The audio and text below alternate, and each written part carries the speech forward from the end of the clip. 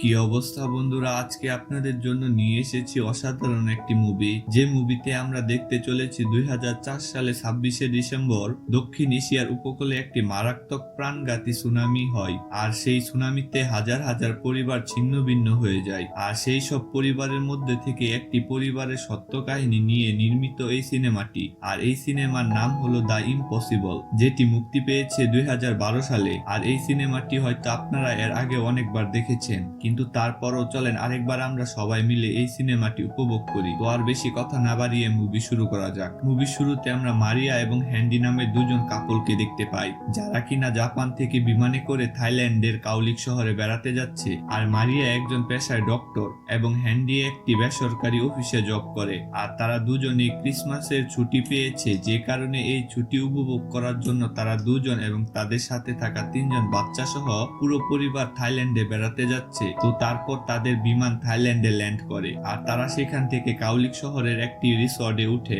আর তাদের মধ্যে আরো অনেকে এই রিসর্টে বেড়াতে এসেছিল। আর এই রিসর্ট থেকে সমুদ্রের পার খুবই সুন্দরভাবে দেখা যাচ্ছিল। তো এরপর রাতের বেলা তারা সবাই মিলে ক্রিসমাসের রাত উদযাপন করে এবং তারা খুবই আনন্দ করে ফানুস উড়ায়। তো পরদিন সকালবেলা তারা সবাই ঘুম থেকে উঠে হ্যান্ডি এবং মারিয়া তাদের বাচ্চাদেরকে ক্রিসমাস উপলক্ষে অনেক কিছু গিফট করে। আর তারপর তারা সবাই মিলে সাগর পাড়ে অনেক আনন্দ করে। তারপর তারা সারাদিন এরকম চিল করার পর রাত্রেবেলা ঘুমিয়ে পড়ে। আর এরপরে আমরা দেখতে পারি হ্যান্ডির মোবাইলে তার কোম্পানির পক্ষ থেকে একটি এসএমএস এসেছে। আর এসএমএস দেখে হ্যান্ডি খুব মন খারাপ করে। আর তখনই সেখানে মারিয়া চলে আসে। আর মারিয়া তখন হ্যান্ডির মন খারাপের ব্যাপারে জানতে চাই। তখন হ্যান্ডি বলে, কোম্পানি থেকে আমাকে যে এসএমএস করেছে এটা দেখে মনে হয় আমার চাকরিটা আর থাকবে না। তখন মারিয়া হ্যান্ডিকে বুঝিয়ে বলে, তুমি টেনশন করো না, আমি তো চাকরি করতেছি। তখন হ্যান্ডি বলে, চাকরি থাক বা না থাক ওসব নিয়ে এখন টেনশন করার ব্যাপার না, এখানে এসেছি চিল করার জন্য, সুতরাং চিল করব। তুমি থাকো, আমি বাচ্চাদের সাথে একটু আনন্দ করে আসি। তারপর আনন্দ করার জন্য তার বাচ্চাদের সাথে সে সুইমিং পুলে নেমে পড়ে। আর মারিয়া বই পড়তে থাকে। আর তখনই একটা ভূমিকম্প হয় এবং দেখা যায় প্রচন্ড বাতাসের সাথে আকাশে অনেকগুলো পাখি উড়ে যাচ্ছে। আর তখনই মারিয়া লক্ষ্য করে সাগরের মধ্যে থেকে অনেক বড় একটি সুনামি তাদের দিকে দিয়ে আসছে। আর সেই সুনামিটি এসে সম্পূর্ণ রিসর্ট একদম পানির তলে ডুবিয়ে ফেলে। আর তারপর দেখা যায় মারিয়া প্রচন্ড স্রোতের ভেতরে একটি গাছ ধরে বেঁচে আছে এবং সে তার পরিবারকে খুঁজতে থাকে। আর মারিয়া তখন লক্ষ্য করে তার সামনে প্রচন্ড স্রোতের মধ্যে দিয়ে তার বড় ছেলে ল্যাম ভেসে যাচ্ছে।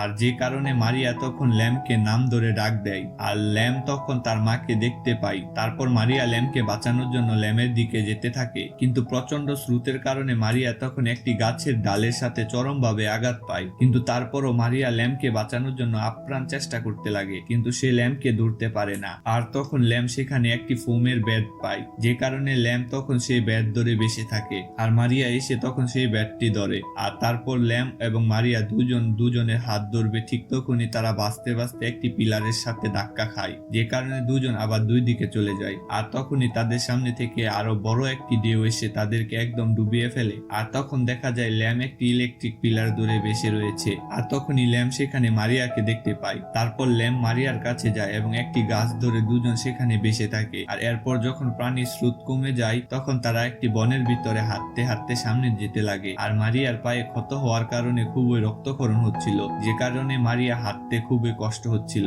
তারপর তারা হাঁটতে হাঁটতে দেখে সুনামির কবলে পড়ে কাউলিক অঞ্চল থেকে তারা অন্য এক অঞ্চলে চলে এসেছে। আর ল্যাম তখন মারিয়াকে একটি গাছ দেখিয়ে বলে, আমরা ওই গাছের উপরে উঠে একটু রেস্ট নেব। তারপর তারা দুজন ওই গাছের দিকে যেতে লাগে। তখনই তারা একটি বাচ্চার কান্নার আওয়াজ শুনতে পায়। তারপর তারা দুজন গিয়ে সেই বাচ্চাটিকে উদ্ধার করে এবং সেই বাচ্চাটিকে নিয়ে ওই গাছের কাছে আসে। তারপর ল্যাম গাছের উপরে উঠে বাচ্চাটাকে শুয়ে দেয়, কিন্তু মারিয়ার পায়ের আঘাতের ফলে অতিরিক্ত রক্তক্ষরণ হওয়ার কারণে মারিয়া একদম দুর্বল হয়ে যায়, যে কারণে সে তখন ওই গাছের উপরে উঠতে পারে না। আর তখন ল্যাম নিচে এসে হাত বিছিয়ে দিয়ে বলে, তুমি আমার হাতের উপর ভর করে উপরে উঠো। আর তখন মারিয়া ল্যামের হাতের উপরে ভর করে এবং তার পিঠের উপরে পাড়া দিয়ে অনেক কষ্ট করে গাছের উপরে উঠে। মারিয়া তখন ওই গাছের উপরে উঠে একটু ঘুমিয়ে যায়। আর তারপর চোখ খুলে দেখতে পারে সেখানকার স্থানীয় লোকজন এই সুনামিতে আহত হওয়া লোকদেরকে সাহায্য করার জন্য এগিয়ে আসছে। তারপর সেই স্থানীয় লোকজন মারিয়া ও ল্যামকে নিয়ে যেতে লাগে, কিন্তু মারিয়ার পায়ে অতিরিক্ত রক্তক্ষরণ হওয়ার কারণে সে হেঁটে যেতে পারছিল না, যে কারণে ওই লোকজন তখন মারিয়াকে টেনে টেনে সামনের দিকে নিয়ে যেতে লাগছিল।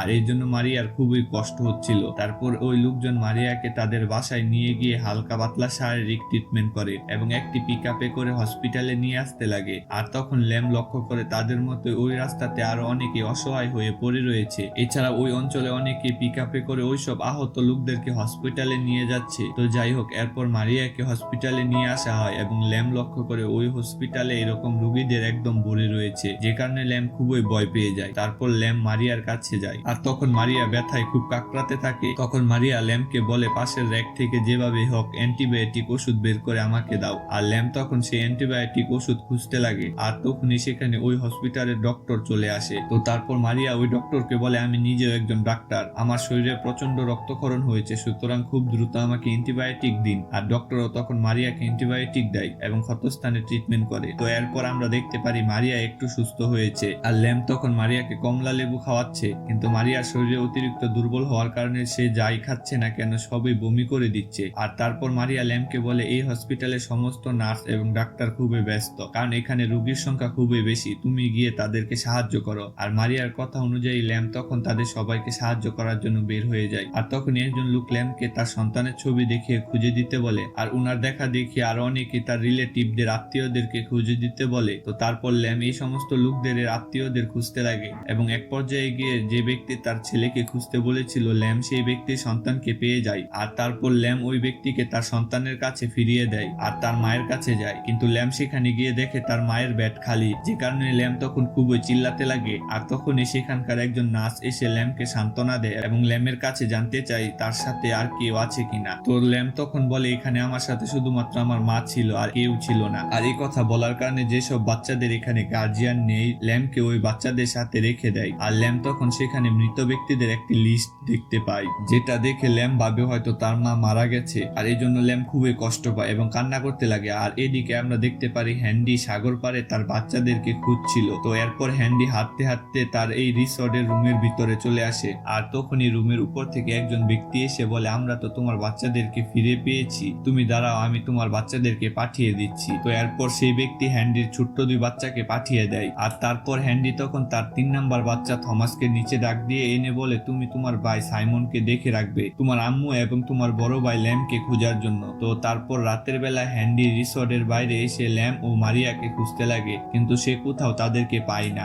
আর হ্যান্ডি তখন সেখানে এসে তার বাড়িতে ফোন দেওয়ার জন্য একজনের কাছে মোবাইল চায়, কিন্তু ওই ব্যক্তি হ্যান্ডিকে মোবাইল দেয় না, আর যে কারণে হ্যান্ডি এখানে খুবই মন খারাপ করে। তো এরপর ওই শহরে আশ্রয়স্থলের পক্ষ থেকে এখানকার মানুষদেরকে বাঁচানোর জন্য গাড়ি আসে। তখন হ্যান্ডি তার ছেলে থমাস ও সাইমনকে ওই গাড়িতে করে আশ্রয়স্থলে পাঠিয়ে দেয় এবং তার ছেলেকে বলে তুমি আজকে যাও, আমি কালকে তোমার সাথে দেখা করব, কেননা আমাকে তোমাদের ভাই ল্যাম ও তোমাদের মাকে খুঁজতে হবে। তো তারপর সেই গাড়িটি চলে যায়। আর রাতের বেলা হ্যান্ডি রিসোর্ট সহ আরো বিভিন্ন জায়গায় লাইট জ্বালিয়ে মারিয়া ও ল্যামকে খুঁজতে লাগে। আর এভাবে খুঁজতে খুঁজতে হ্যান্ডি একটি গাড়ির সামনে এসে পড়ে। তখন ওই গাড়ির ড্রাইভার হ্যান্ডিকে বলে আপনি কি কোথাও যেতে চাচ্ছেন? তখন হ্যান্ডি বলে হ্যাঁ। আর তারপর হ্যান্ডি ওই গাড়িতে করে নিকটবর্তী হসপিটালে চলে আসে। আর হ্যান্ডি এখানে এসে দেখে তার মতো আরো অনেক অসহায় মানুষ এই হসপিটালে রয়েছে এবং সেই সব অসহায় ব্যক্তিদের মধ্যে থেকে একজন ব্যক্তি সে যে থাইল্যান্ডে এসেছিল ওইসব কথা বলতেছে। আর তারপর হ্যান্ডির কাছেও তার গল্প জানতে চায়। আর হ্যান্ডি তখন তার ফ্যামিলির সমস্ত কথা ওই লোকদের বলে। তখন ওই ব্যক্তি বলে আপনি আপনার পরিবারের অন্য ব্যক্তিদের কাছে ফোন করলে করতে পারেন। তখন হ্যান্ডি বলে আমার কাছে তো কোনো মোবাইল নেই। আর তখন ওই ব্যক্তি হ্যান্ডিকে একটি মোবাইল দেয়, আর হ্যান্ডি তখন ওই ফোন দিয়ে তার বাড়িতে ফোন করে মারিয়া ও ল্যামের কথা বলে খুবই কান্না করতে লাগে। তো এরপর হ্যান্ডি ওই মোবাইলটা ওই ব্যক্তির কাছে ফিরিয়ে দেয়। তখন হ্যান্ডি বলে আজকে রাত্রেবেলায় আমি হসপিটাল সহ বিভিন্ন আশ্রয়স্থলে মারিয়া ও ল্যামকে খুঁজতে যাব।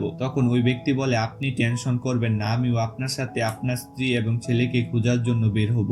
আর তখন আমরা দেখতে পারি থমাস ও সাইমন দুজনই আশ্রয়স্থলে চলে এসেছে। আর ওইদিকে আমরা দেখতে পারি ল্যাম সেই আশ্রয়স্থলের ভিতরে খুবই মন খারাপ করে বসে রয়েছে। আর তখনই সেখানকার একজন নার্স ল্যামকে ডাক দিয়ে নিয়ে অন্য একটি তাঁবুর ভিতরে নিয়ে আসে এবং ল্যামকে একটি আংটি, কানের দুল এবং ঘড়ি দেখিয়ে বলে দেখো তো এগুলো চিনতে পারো কিনা, মানে মারিয়া নামের একজন মহিলা মারা গেছে আর তার শরীর থেকে এগুলো পাওয়া গেছে, যে কারণে এই নার্সগুলো মনে করে যে মহিলাটি মারা গেছে সেই ল্যামের মা। আর এই জন্য এই নার্সরা তখন ল্যামকে এগুলো দেখায়, কিন্তু ল্যাম বলে না এগুলো কোনো কিছুই আমি চিনি না। আর তখন নার্স বুঝতে পারে মৃত ব্যক্তিটি ল্যামের মা না। আর এই জন্যই নার্স তখন ল্যামকে নিয়ে অন্য একটি কেবিনে যায়। আর ল্যাম সেখানে তার মাকে দেখতে পায়। আর মারিয়াকে দেখতে পেয়ে ল্যাম খুবই খুশি হয় এবং জড়িয়ে ধরে খুবই কান্না করে। তখন ওই নার্স বলে সার্জারি করার সময় কে যেন তোমার মায়ের রিপোর্টটা বদল করে অন্য জায়গায় রেখে দিয়েছিল, আর এই জন্য তোমার মাকে বেড থেকে সরিয়ে ফেলা হয়েছিল। তুমি টেনশন করো না, খুব শীঘ্রই তোমার মা সুস্থ সুস্থ হয়ে যাবে, কেননা আমরা খুব তাড়াতাড়ি তোমার মায়ের পায়ের সার্জারি করব।